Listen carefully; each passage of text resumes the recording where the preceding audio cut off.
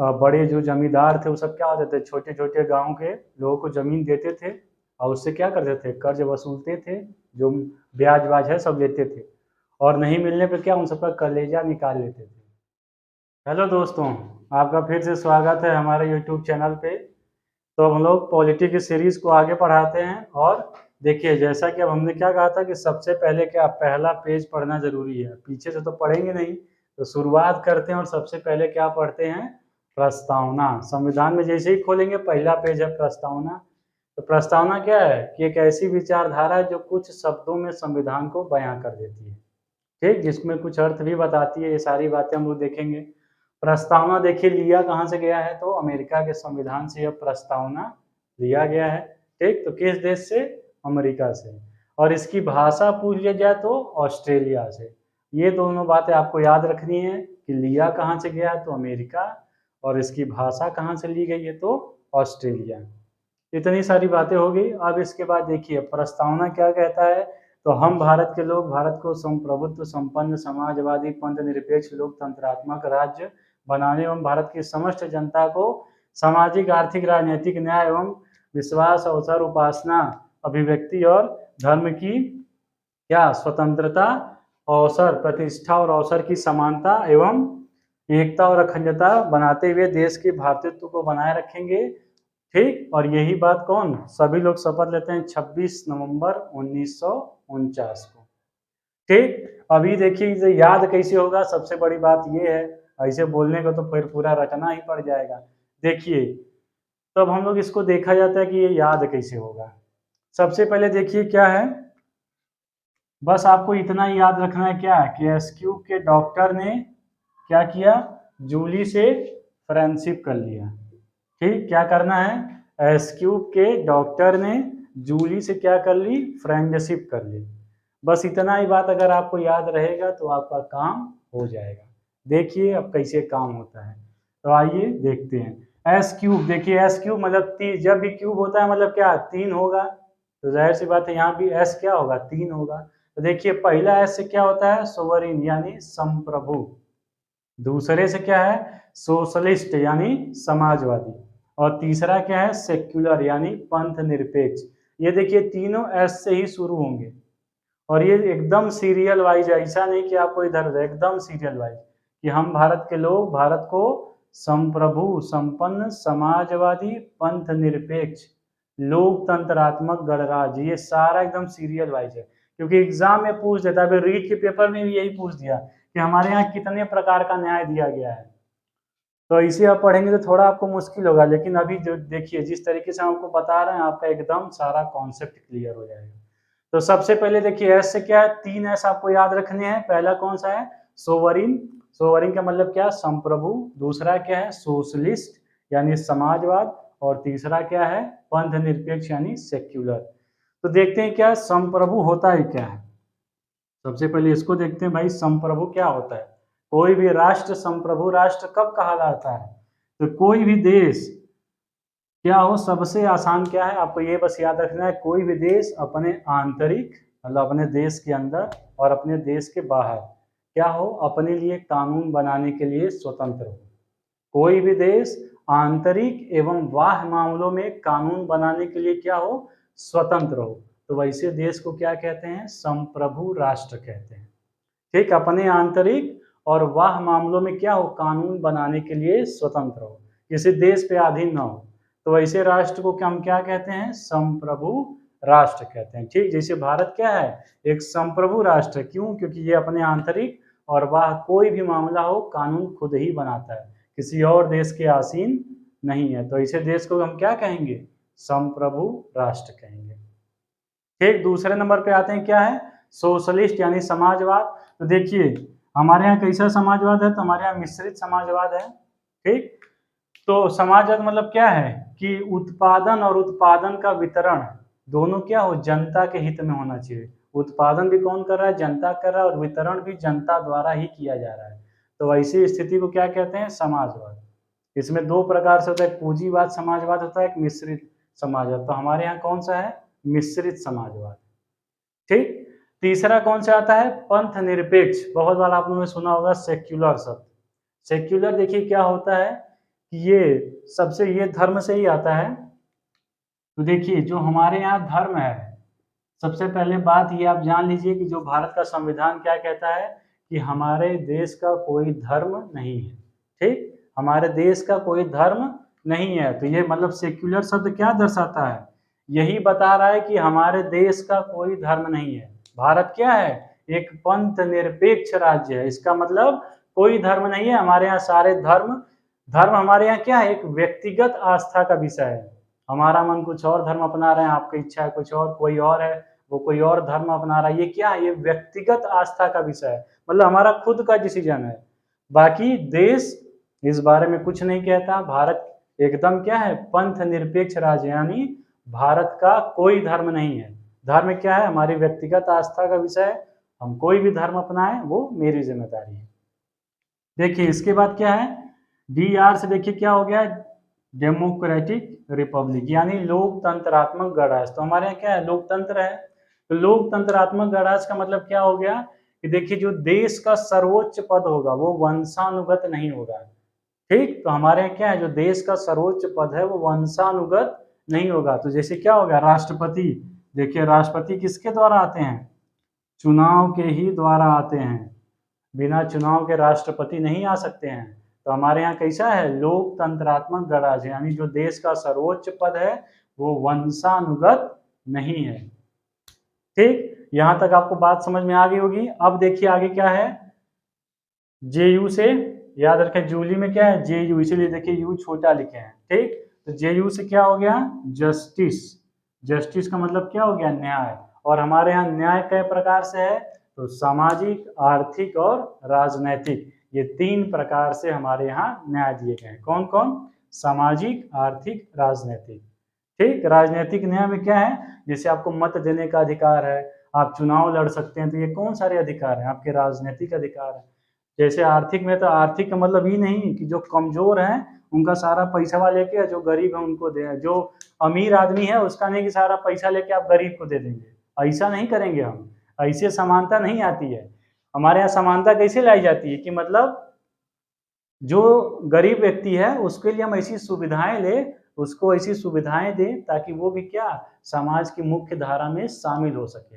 ऐसा नहीं है कि अमीर आदमी का पैसा लेके उसको दे देंगे, ऐसा हम नहीं करेंगे। ठीक, हालांकि उसके लिए ऐसे हम अवसर पैदा करेंगे कि वो समाज की मुख्य धारा में आ सके। ठीक, यही बात है सामाजिक न्याय में भी, यही है कि हम ऐसी व्यवस्था का निर्माण करेंगे कि वो समाज की मुख्य धारा में शामिल हो सके। ठीक, तो ये 3 प्रकार से हमको न्याय दिया गया है। स्वतंत्रता देखिए हमको कई प्रकार से दी गई है, तो 5 प्रकार से स्वतंत्रता दी, एकदम सीधे से पूछ देता है कि प्रस्तावना में कई प्रकार की स्वतंत्रता है, तो 5 प्रकार। कई प्रकार के क्या समानता है, तो 2 प्रकार, एकदम सीधे से पूछता है, इसीलिए देखिए ये आपके लिए है। तो देखिए स्वतंत्रता हमारे लिए कई प्रकार से है, तो सबसे पहला विश्वास की स्वतंत्रता है। अभिव्यक्ति, अभिव्यक्ति मतलब क्या हो सकता है, कुछ भी एक्सप्रेशन जो होता है उसको कहते हैं। धर्म मानने के लिए आप स्वतंत्र हैं, किसी भी धर्म में आप आस्था भी रख सकते हैं, उपासना एकदम सेम टू सेम उसी को अपना ले। नहीं होता है कि जैसे एकदम बाबा खुदा बन जाए, एकदम यार जो कह रहे हैं वही सही है, तो अपने अंदर भी उसी बातों को हम अपना लेते हैं। तो ये सब आप कुछ भी कर सकते हैं, आपको सारी चीज की स्वतंत्रता है। हालांकि बस इससे देश की एकता और अखंडता प्रभावित नहीं होनी चाहिए, और दूसरा व्यक्ति भी इससे डिस्टर्ब ना हो। ठीक, ऐसा ना कि जबरदस्ती पकड़ के उसको लगे गुरु मंत्र देने, तो ऐसा नहीं होना चाहिए। ठीक, तो उसके बाद देखिए क्या है, ई से इक्वलिटी, इक्वलिटी यानी समानता। तो देखिए हमारे समानता क्या है, प्रतिष्ठा की समानता है और अवसर की समानता है। ये 2 प्रकार से हमारे यहाँ संविधान में क्या दी गई है, समानता दी गई है। ठीक, अवसर मतलब क्या हो गया, आप कहीं नौकरी करने गए तो आपको वहाँ समान अवसर दिया जाएगा, जो पिछड़ गया है उसको मुख्य धारा में लाने के लिए थोड़ा रिजर्वेशन दिया जाएगा। ठीक, तो इसकी बात कौन करता है, प्रस्तावना करता है।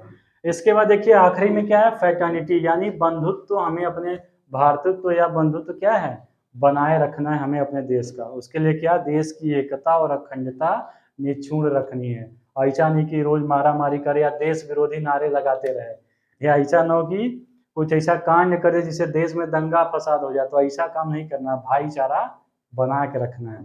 ये हमारा संविधान की जो प्रस्तावना है वो इतनी सारी बातें करती है।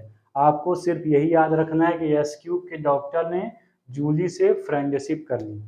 ठीक है, एस क्यूब से 3 एस आपको याद रखने हैं। डीआर से डेमोक्रेटिक रिपब्लिक हो गया, जूली में क्या आ गया, न्याय आ गया। तो न्याय का जस्टिस 3 प्रकार से, लिबर्टी यानी स्वतंत्रता 5 प्रकार से, इक्वलिटी यानी समानता 2 प्रकार से, और देश के बंधुत्व या भ्रातृत्व को बनाए रखना है, जिसके लिए एकता और अखंडता देश की निक्षुण रखनी है। तो इतनी सारी बातें हमारा प्रस्तावना करता है। ठीक, अब देखिए प्रस्तावना में और क्या है, तो देखिए प्रस्तावना ही एक है जो ये बताता है कि हमारा संविधान के लागू होने की तिथि क्या है। अगर आपसे कभी एग्जाम में पूछ दे कि संविधान के लागू होने की तिथि कहाँ लिखी है, ये हमारा प्रस्तावना में लिखिए। 2 मिनट है, उसको भी आप देख लीजिए, आप लोग को बता दे रहे हैं यहीं पे। आप लोग सारा एकदम नोट्स बनाते चलिए, कोई समस्या हो आप लोग सीधा कमेंट करिए, आपकी हर समस्या का निवारण होगा। हालांकि जो पढ़ाई से संबंधित हो, ऐसा नहीं कि घर परिवार में कोई समस्या हो। ठीक है, पढ़ाई से संबंधित सारी समस्याओं का निवारण यहाँ पे आपके खंडवारी ज्ञान सिटी में किया जाएगा। देखिए प्रस्तावना क्या करता है, प्रस्तावना देखिए क्या कहता है कि संविधान का स्रोत क्या है। ये देखिए ये कुछ बातें हैं, संविधान का स्रोत ये कौन बताता है, तो प्रस्तावना। तो संविधान का स्रोत क्या है, एग्जाम में पूछ देता है कि हमारे संविधान का क्या स्रोत है। तो संविधान का स्रोत क्या है हमारा, तो भारत की जनता। देखिए सबसे पहले प्रस्तावना स्टार्ट ही होता है यहीं से कि हम भारत के लोग, यानी ये भारत के जो लोग हैं यही क्या है, संविधान के स्रोत हैं। ठीक, ये क्या बताता है, शासन की प्रकृति कैसी है, शासन की प्रकृति कैसी है। फिर ये आपको यही बताता है कि शासन के उद्देश्य क्या क्या है, शासन के उद्देश्य भी आपको यही बताता है। तो जैसे क्या हो गया, प्रकृति में कैसे क्या हो गया, जैसे पंथ निरपेक्ष हो गया, लोकतंत्रात्मक गणराज्य हो गया, सामाजिक आर्थिक ये सब जो भी संप्रभुत्व हो गया, तो ये क्या है, शासन की प्रकृति है। और उद्देश्य क्या है, तो जो आपके लिबर्टी के जो 5 है, उसके अलावा जो अवसर और प्रतिष्ठा ये जो है ये आपके कौन से आ जाएंगे, तो शासन के ये सारे उद्देश्य हैं। तो उद्देश्य क्या होना चाहिए, तो स्वतंत्रता, इसके अलावा समानता, जो भी बताया ना, स्वतंत्रता, विचार, व्यक्ति, धर्म, उपासना और आस्था, ये जो 5 है। इसके अलावा प्रतिष्ठा और अवसर की समानता, देश की एकता और अखंडता को अक्षुण्ण रखना। तो ये सब क्या है, ये सब शासन के उद्देश्य हैं। और प्रकृति क्या है, तो संप्रभुता जो हो गया, समाजवाद हो गया, पंथ निरपेक्ष हो गया, लोकतंत्रात्मक गणराज्य हो गया। तो ये क्या है, ये शासन की प्रकृति है। इसके बाद देखिए जो एक सबसे इंपॉर्टेंट आता है कि संविधान लागू होने की तिथि, संविधान लागू होने की तिथि ये कौन बताता है, जब संविधान, ये प्रस्तावना में आखिरी में पढ़ेंगे तो है मिति मार्ग शुक्ल सप्तमी संवत 2006 विक्रमी 26 नवंबर 1949 को सभी लोग प्रस्तुत होकर क्या करते हैं, संविधान को आत्मार्पित, अधिनियमित या आत्मार्पित और अंगीकृत करते हैं। तो ये सब कहाँ लिखा है, प्रस्तावना में लिखा। तो ये सब संविधान लागू होने की तिथि कहाँ लिखी है, प्रस्तावना। ये आपसे पूछ सकता है। और शासन की प्रकृति क्या होती है ये भी आपसे पूछ सकता है, उद्देश्य क्या है। इसीलिए ये सारी बातें भी हमने आपको बता दी कि अगर प्रस्तावना से प्रश्न आया तो एकदम बाहर नहीं जाना है। ठीक, इसके अलावा पूछ देता है क्या कि क्या संविधान प्रस्ताव या क्या प्रस्तावना संविधान का अंग है। ये भी कभी कभार पूछ देता है कि क्या प्रस्तावना संविधान का अंग है। तो आप क्या इस बारे में बताएंगे, तो बताएंगे क्या कि हाँ प्रस्तावना क्या है, संविधान का अंग है या भाग है। पहले ये क्या था, नहीं था, जब संविधान लागू हुआ तो प्रस्तावना को नहीं रखा गया था। बेरूबारी केस में, बेरूबारी जब केस में इस बात की सुनवाई होती है तो सुप्रीम कोर्ट क्या कहती है कि नहीं, अभी प्रस्तावना क्या संविधान का अंग, इसको नहीं मानती है। लेकिन जो केशवानंद भारती का केस होता है, केशवानंद भारती का जो केस होता है ये पहले केरल से होता है, फिर सीधे पहुंच जाता है यूनियन ऑफ इंडिया। 1973 जिसमें ये बात कही जाती है क्या, सुप्रीम कोर्ट एक ऐतिहासिक डिसीजन देता है, 13 जजों की बेंच बैठती है, इतिहास में पहली बार और आखिरी बार इतनी बड़ी बेंच बैठी थी, आज तक कभी ऐसी बेंच नहीं बैठी है, इसीलिए इसी को आधार माना जाता है। इससे बड़ी बेंच जब बैठ जाएगी तो उसको आधार मान लिया जाएगा।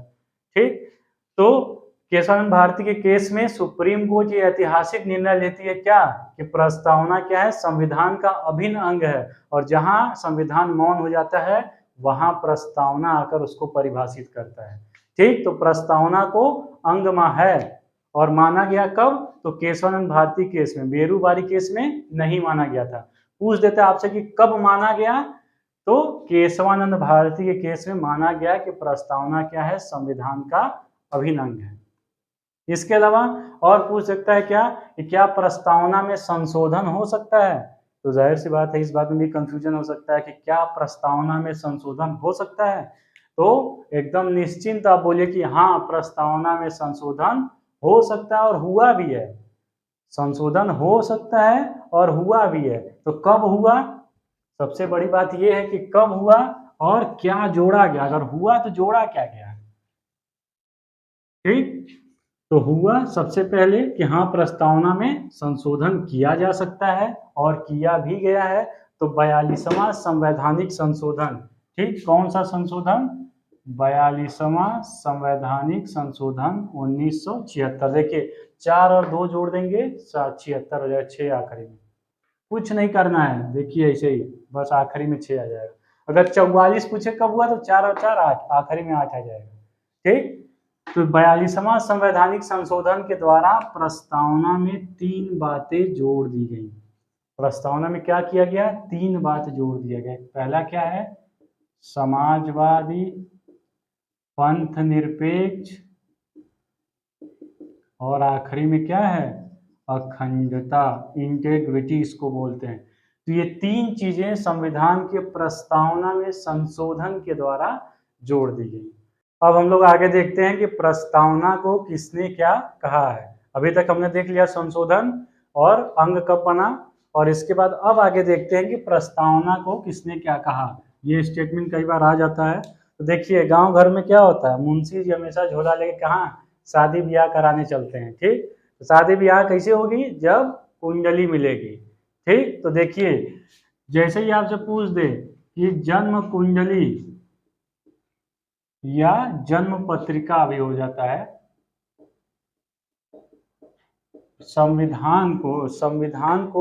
संविधान में प्रस्तावना को जन्म कुंडली या जन्म पत्रिका किसने कहा है, ये कौन हो जाएंगे, के एम मुंशी। ठीक, ऐसे आप याद रख सकते हैं कि मुंशी लोग शादी ब्याह कराते हैं तो क्या करते हैं, जब तक कुंडली नहीं मिलेगी शादी ब्याह नहीं होगा। ठीक, तो जन्म कुंडली किसने कहा या जन्म पत्रिका जो भी आ जाए, आपको कौन होगा, के एम मुंशी होंगे। इसके बाद देखिए गांव घर में पहले क्या होता था, पहले जमाने में होता था क्या कि जो बड़े जो जमींदार थे वो सब क्या होते थे, छोटे छोटे गांव के लोगों को जमीन देते थे और उससे क्या करते थे, कर्ज वसूलते थे, जो ब्याज व्याज है सब लेते थे, और नहीं मिलने पर क्या उन सबका कलेजा निकाल लेते थे। ठीक, मतलब क्या उन सबकी आत्मा निकाल लेते थे, और वो सब कौन, अधिकतर देखेंगे तो ठाकुर साहब। तो ठाकुर साहब क्या करते थे, आत्मा एकदम निकाल लेते थे अगर ब्याज नहीं देता है वो तो देखिए अगर पूछा जाए किस क्या कि आत्मा किसने कहा है, प्रस्तावना को संविधान की आत्मा किसने कहा है, तो ये किसने कहा है, तो ठाकुर साहब ने कहा है, ठाकुर प्रसाद भार्गव। ठीक, देखिए यहाँ 2 बात होती है, यहाँ अधिकतर लोग मार देते हैं क्या कि बी आर अम्बेडकर ने कहा था, लेकिन बी आर अम्बेडकर ने अनुच्छेद 32 को कहा था, और हम यहाँ किसकी बात कर रहे हैं, प्रस्तावना। कभी कभार दे देता है क्या कि प्रस्तावना को संविधान की आत्मा किसने कहा, और उसमें बी आर अम्बेडकर पक्का ऑप्शन में होंगे क्योंकि सबका ध्यान वहीं जाता है, लेकिन वो कौन है, ठाकुर प्रसाद भार्गव है, क्योंकि यहाँ बात किसकी हो रही है, प्रस्तावना की। ठीक, अब इसके बाद आगे देखते हैं क्या कि देखिए जैसे ही आप कहीं मेले वेले में जाते हैं झूला वूला झूलने, तो क्या आपको एक टिकट मिलता है, और जैसे ही उस पर चढ़ने जाएंगे तो बिना टिकट के वो एंट्री आपकी नहीं करता है। ठीक, तो वो आपका क्या देखता है, परिचय पत्र देखता है ना, या कहीं ऑफिस में गए तो क्या आपका कार्य देखता है, तो क्या होता है आपका परिचय पत्र होता है।